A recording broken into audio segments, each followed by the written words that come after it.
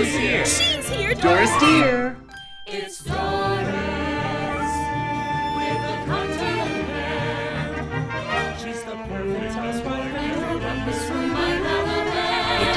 Well, maybe. It's Doris and her dear friends. They live up in the sky, but for the chance to sing and dance, her friends might also buy. It's Doris. It's Doris dear. She's that girl on the street. She'll show up with a squeak. You'll adore when she knocks on your door. Press her on. It's Doris dear's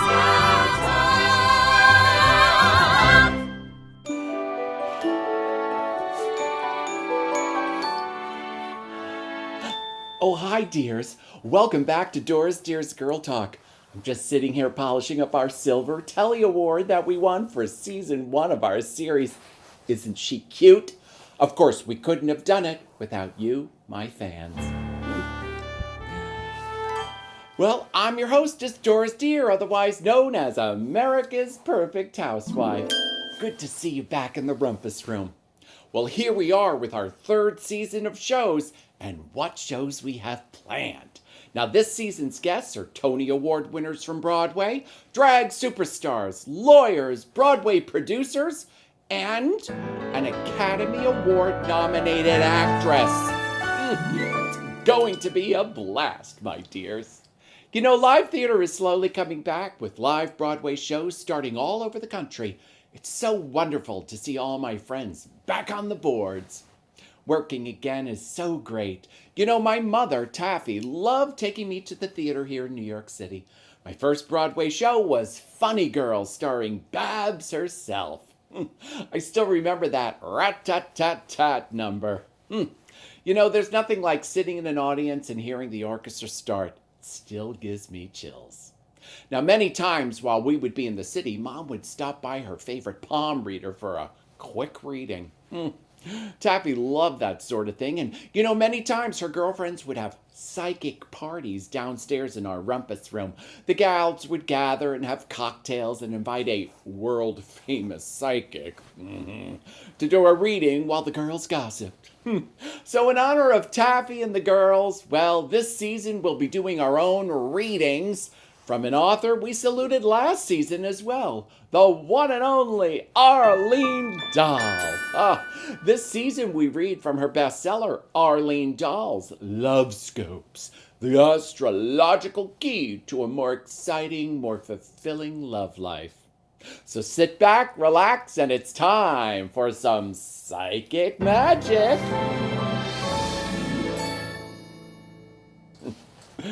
Okay, now to the book. Now, our guest this week is a Virgo. Let's see what Miss Dahl has to say. Oh, Virgo, the passionate perfectionist. Some of the world's sexiest people were born under the sign of Virgo, symbolized by the Virgin. Sincerity, discipline, and devotion mark this sign. Virgos are the embodiment of perfected skill and refined talent. Well, let me tell you, that certainly describes our guest today. How to turn on the Virgo male. Listen up, ladies. Oh, and men. Wear the immaculate color of white. Give him beautiful leather. Well, the eagle's right around the corner. Seduce him with a dusty library stack. Oh, is that a code word? Take him to a Japanese film, then stage a little encore in your bedroom for more applause. Oh, those theater people. Oh, my goodness. Oh, let's see what else. Oh, how to have a perfect relationship with your Virgo woman. Now, this is for you, gals and boys. Move slowly. She'll want to check you out thoroughly. The lady's always in charge. She likes everything to function well. Don't we all? All Virgos have a fetish. It's all that leather, I suppose. Now, her lessons to learn. Oh, ladies, watch your weight. Oh, Miss Dahl and her watching our weight stuff. I don't know. Well, that's Miss Dahl. That's her tricks and tips for Virgos. Thanks, Miss Dahl. Love ya. Well, that's our Virgo reading today. Thank you, Arlene, and your Lovescopes. Well, I think you get the idea. Oh, it's so full of great stuff. And each show I'll be sharing some simply wonderful nuggets from this fab book. So mix up a great cocktail, sit back, get comfy, and get your Zodiac on with Arlene Dahl. Tune in each week for a little bit of fun. And don't forget, you can find all these stories on my website at dorisdeer.com/Gurl, Gurl-talk, all one word. Oh, who could that be? Doris, darling, you've slipped into my life as easily as gin into a glass of vermouth, quickly and just a bit too smooth.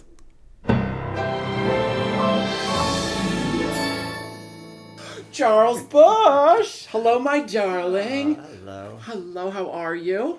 Oh, it's just wonderful being here in your lovely home. Yes, in the Rumpus Room, as we like to call it. So Because charming. as they said on I Love Lucy, when we have a rumpus, I'm sent to the room.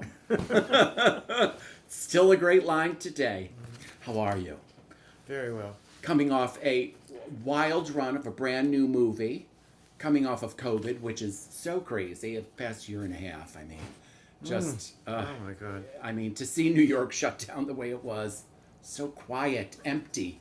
Walking through Times Square and not seeing a soul, it was like a bad movie. Although in a way, I live in the Bohemian Quarter, Greenwich Village, and it was kind of, except for about 2 days, it's basically been the same.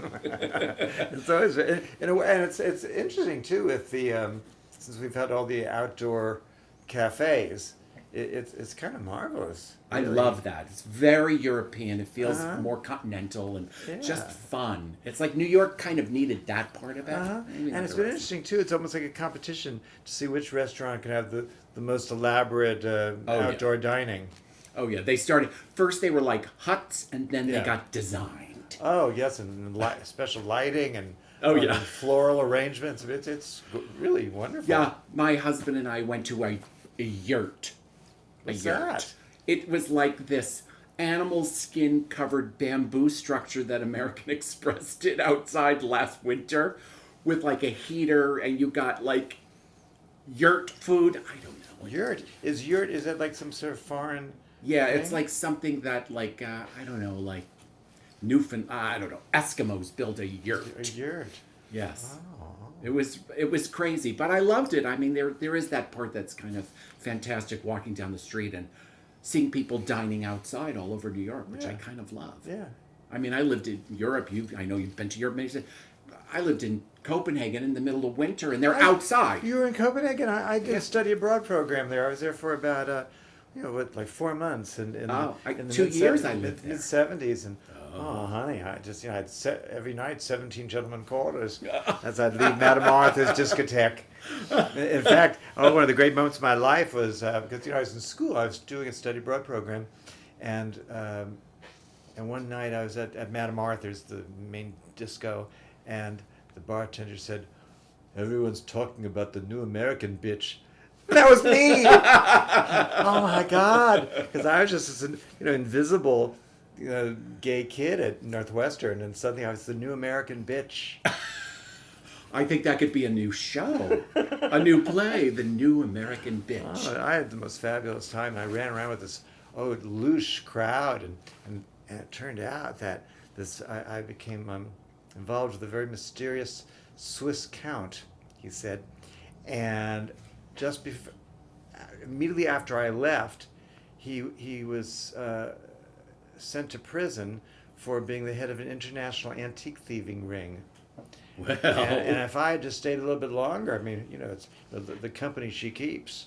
It could have been devastating. well, you would have been really in prison as opposed to your turn on TV and Yeah. being in prison, Yeah. my darling. Well, let's first of all, I want to say that this every season I start each show with like a story, and last season we used Arlene Dahl's marvelous book about femininity and that's so being a wonderful. woman. It's so wonderful, Yeah. and you've used it in a show. It's so.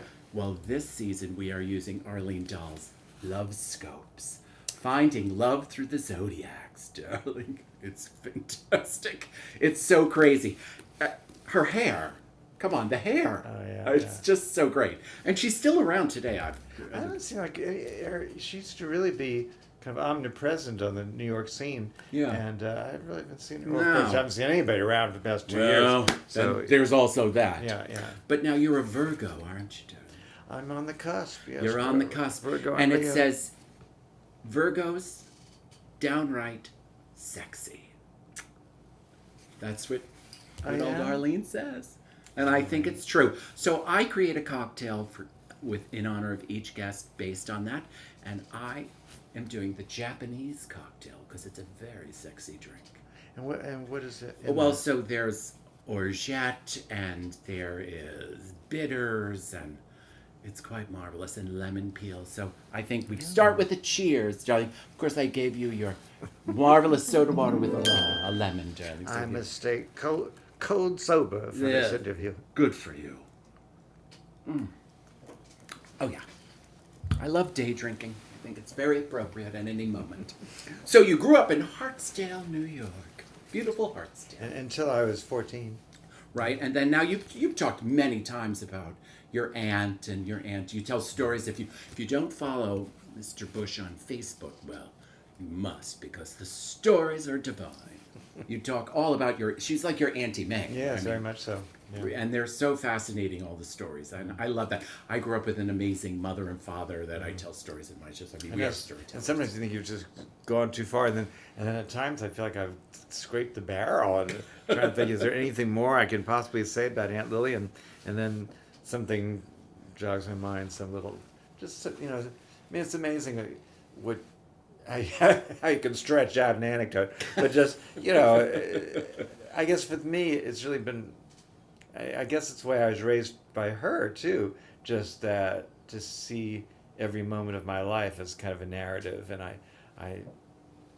everybody I meet is a character, and every experience I have, I somehow shape it into a beginning, middle, and end. It's just the way I am.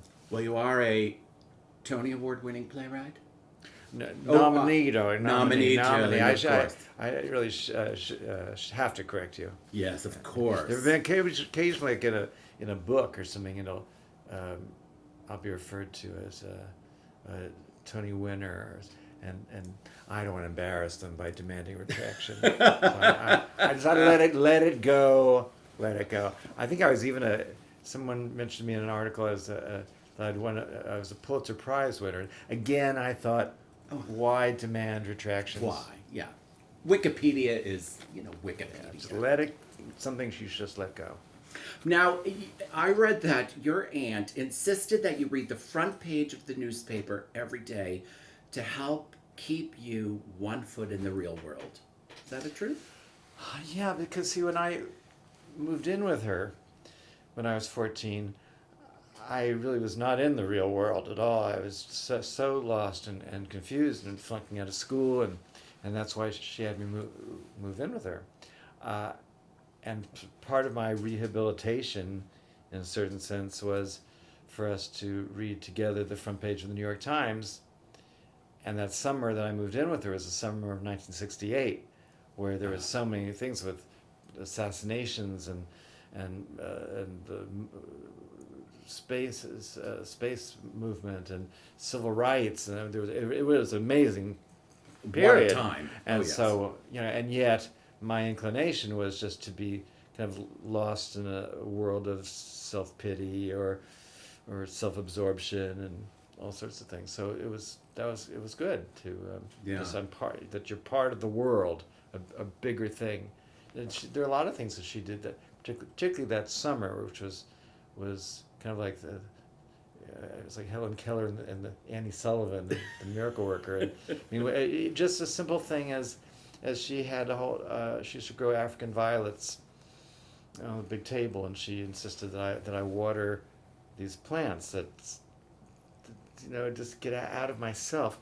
When you're so unhappy, you become a byproduct of misery is self-absorption, and Well, you separate yourself. Yeah. You end up isolating and Only become- think about yourself because you're so unhappy. Right. You can't really have even empathy for anyone else because you're just lost in this world, particularly when you're so young and Yeah. 14. And hard today with social networks and the images that kids look at on social networks. I follow this amazing girl on Instagram. I can't think of her name right now, but she takes all the pictures of the stars that have been redone and shows what they really look like. Oh, God. I know it's not good for the She's a stars. disturbed young woman. She's very disturbed. But she's trying to say, like, yes, they're beautiful, but don't aspire to be that because that's not anything you can ever achieve. You're never going to get Really? that. Yeah, I don't know. I'm not sure I go with that, darling. I don't know. I think one should. I think you've achieved it, darling. I think one should aspire to a dream of perfection and keep working toward it. Well, I made it. I mean, after all, we got a Telly Award. Did you? Yes, the show got a Telly Award. Like I'm mentioning it again. Yes, and we're sharing it. We shared second place with Sesame Street. It's good Well, that's company. really wonderful. Isn't that marvelous? Marvelous. That's why you're here. It's worth it. Yes. So you went to the High School of Music and Art in Manhattan, and then Northwestern. Yeah. You majored in drama. Yeah. Now, I want to hear about being a portrait artist at bar mitzvahs. Well, I had an interest growing up. I was interested in acting and writing. But then I have this third interest, which was visual art, and it was something I never took seriously at all. It's just, I don't know. I was just born with a talent for drawing people and getting a likeness. I just always could do that. And during the really, I guess, but 10 years that before I could earn a living in showbiz, the most constant income that I had was as a quick sketch portrait artist, as opposed to being a waiter or something. And I just milked that business every possible way, trying to think, how could I, do this? Because I didn't really want to be on the sidewalk, I'm a little too middle class busking to for draw that. people, I'd yeah. be a little scared about that in Manhattan. But I worked a couple summers on the boardwalk in Wildwood, New Jersey. And then I did 5 summers at the Renaissance Fair in Tuxedo, New York. Then I worked for a while for an agency called Rent-A-Witch that booked tarot card readers in Palmas. And when I had my first interview with the head witch, Barbara, and she said, well, I just really have no use for a portrait artist. And then she kind of, looked at me and, with all her gifts, and she said, unless you did psychic portraits. And I said, what's that? And she said, this is what we'll do. We will send you to weddings and bar mitzvahs and anniversary parties, and you will draw people as they were in their previous life. And I have also an interest in costume design. So the interesting thing was to take, Uncle Sid, and I didn't want to, I thought it's sort of easy just to say, well, and you were Henry VIII, Yeah. No, I had, I look at Uncle Sid and I'd say, you were the Minister of Finance for Henry VIII, and I draw, and Aunt Sheila, you you're a lady in waiting of Marie Antoinette. Fantastic. But at a certain point, the thing is, I really do draw well, and so at a certain point, Aunt Hilda said, honey, just draw me as I am, okay? I just bought this from Perry Ellis.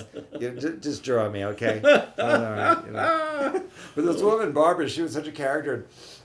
One point we were driving to some sort of like a wedding in Long Island or something. She was driving us, and she was driving and railing about a woman who was one of her in her stable of psychics, and she said, I just don't understand her.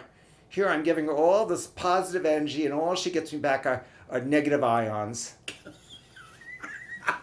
Yeah. And then she actually, because I always kept it sort of separate, that I'm not really this. I'm actually a performer. Yes. And but on this long drive, I remember finally just confessing and saying I'm just so depressed because so I just can't figure out how to get a break because at that time I was a solo performer, and how do I get my one-man show off Broadway? And she said, this is what you're going to do. And she said, I'm going to give you a recipe of herbs, and you put them in the bathtub, and you sit in that tub for 20 minutes 3 times a day, and you will see that your luck will change. And I did it. I was desperate. So, but it was like, this disgusting stuff. Just lying there in my ugly, poor tub, and you felt like you were like a bouillabaisse or something. And it smelled. It just every kind of thing. And I was just sitting there, it's all coagulating all over your body. And I totally forgot about it. But looking back years later, I worked out that, oh my God, within a year of that, I'd come up with the idea of doing Vampire Lesbians of Sodom in this bar in East Village, and that was my big break. Right. So maybe the herbs are right, and I wish I still had that recipe. Where's because the recipe? I could do it. I could use a booster. Well, so yeah, 1984, Vampire Lesbians of Sodom. That was like a big year for that. Yeah, show, it changed my life.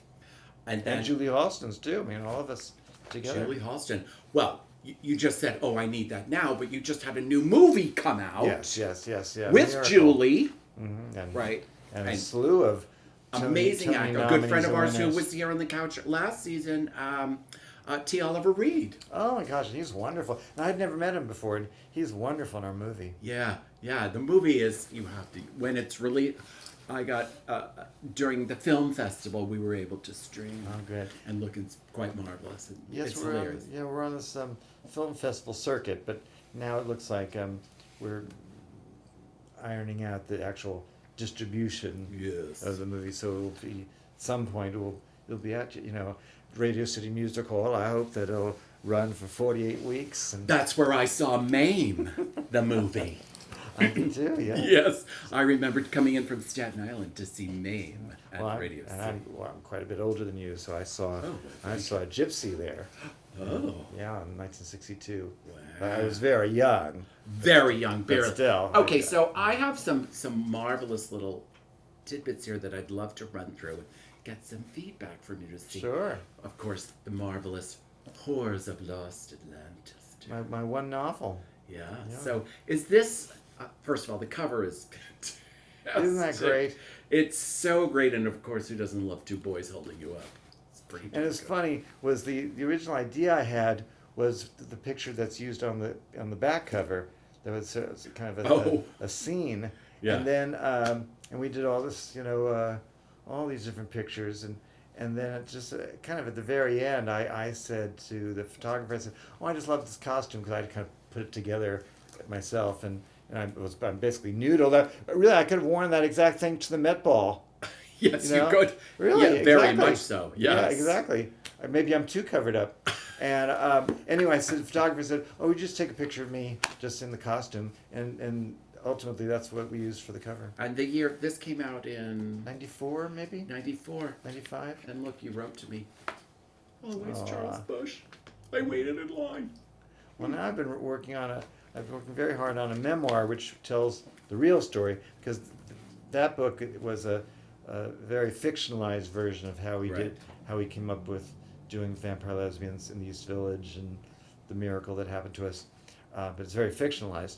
So I've been working so hard over the past few years on a actual memoir, and now I'm in we the need that. midst of trying to find a home for that. We've got to have that. My God, Charles, we must have It's that. a story, darling. It's quite a story. It's quite a story. It Well, really is. let's see here.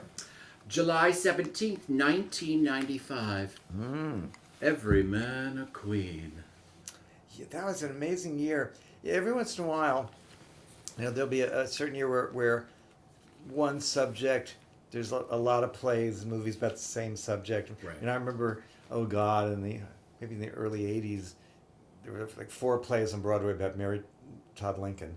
But anyway, That's exciting. this one year, is it 95? What is it? This is, July 17th, 95. 95 was just a big drag year where Victor Victoria was on Broadway with Julie Andrews and the movie Tuong Fu, and then Priscilla, Queen of the Desert. And I guess, some of these publications thought of me as the drag Gypsy Rose Lee, you know, the drag queen with the literary pedigree. Yeah. And I had the most extraordinary journalist career.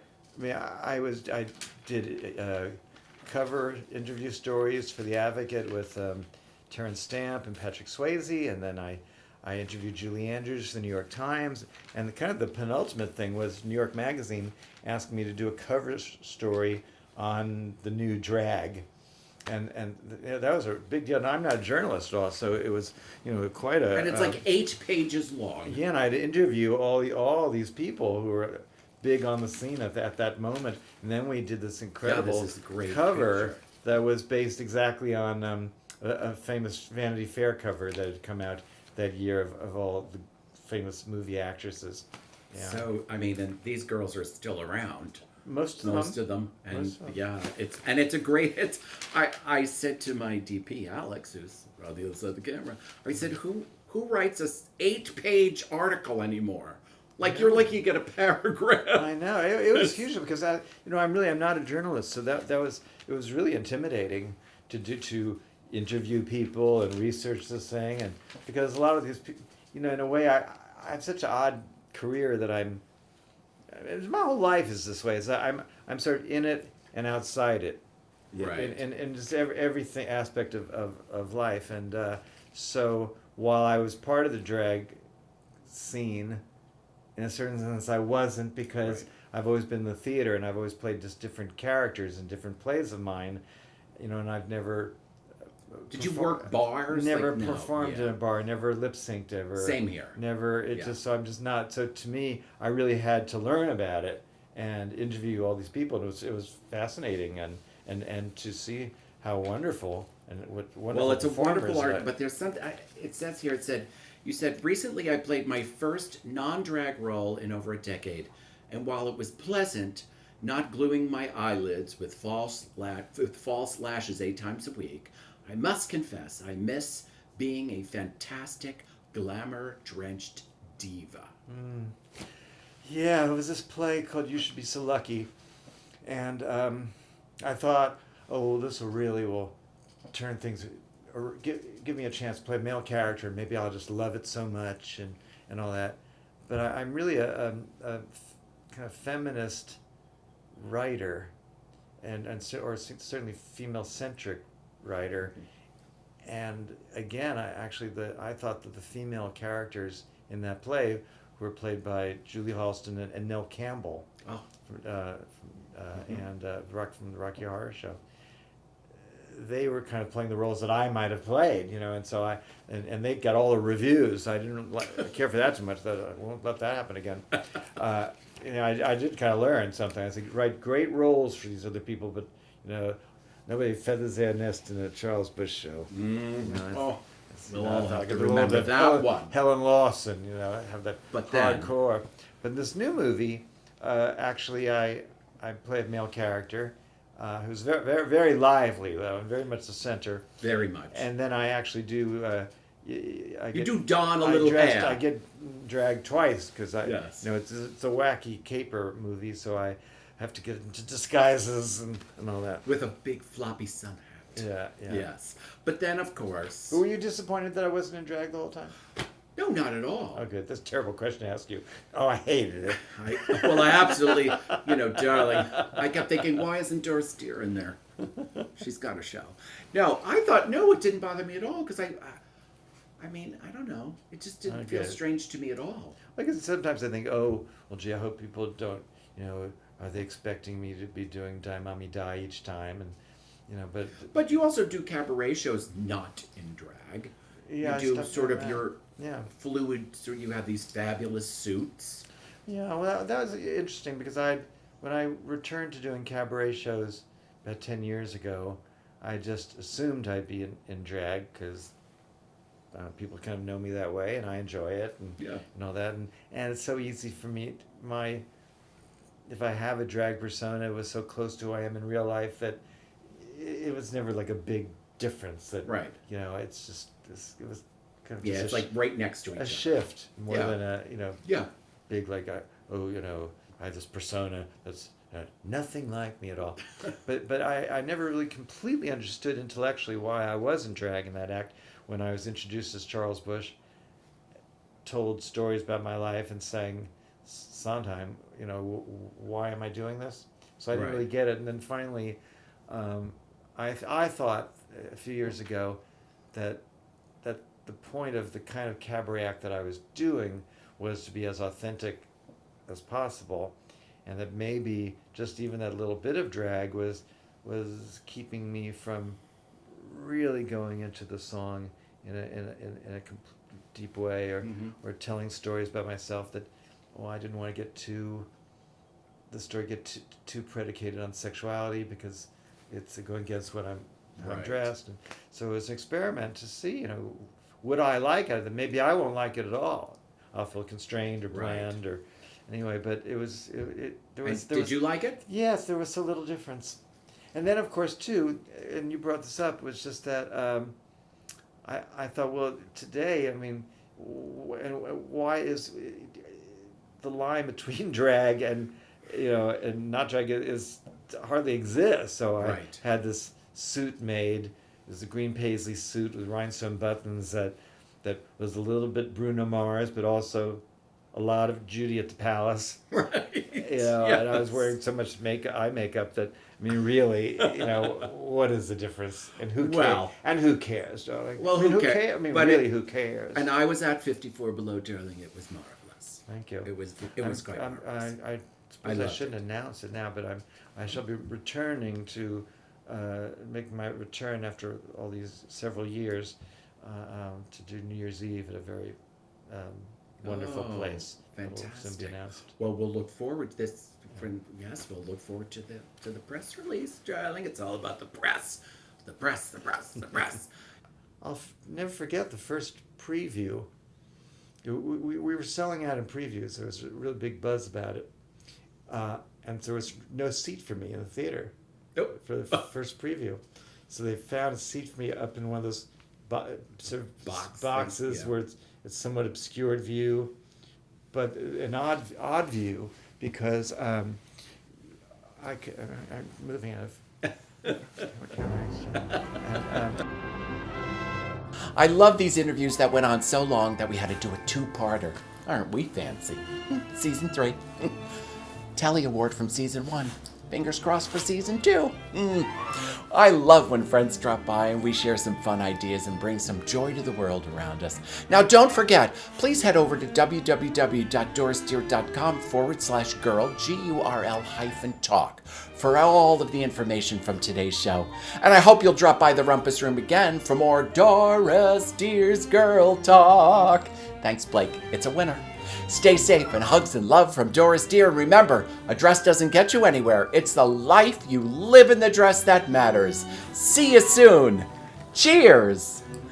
It's Doris. It's Doris Deer. She's that girl on the street. She'll show up with a sweet. You'll adore when she knocks on your door. 'Cause you're wrong. It's Doris Deer's Girl Talk.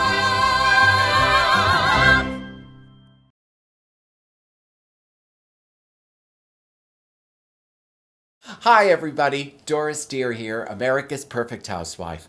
I just wanted to take a moment to thank you for sticking by myself and all of my artist friends over the past year and a half. It's a new normal, but the arts are coming back. That's right, and we're going to come back strong. And I just wanted to say thank you, and thank you from the bottom of my Doris Deer heart. Please remember, a dress doesn't get you anywhere. It's the life you live in the dress that matters.